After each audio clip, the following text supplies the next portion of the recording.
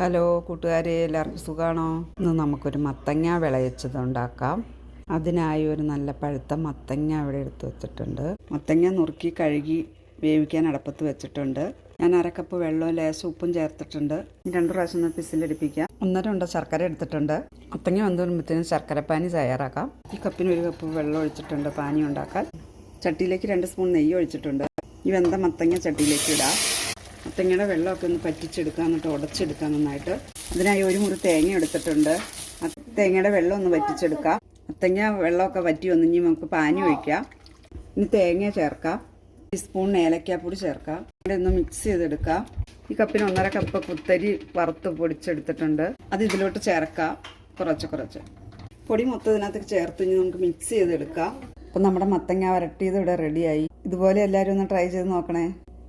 മത്തങ്ങ ഇഷ്ടമല്ലാത്തവർക്ക് ഇങ്ങനെ ഉണ്ടാക്കിയാൽ എല്ലാവർക്കും ഇഷ്ടപ്പെടും.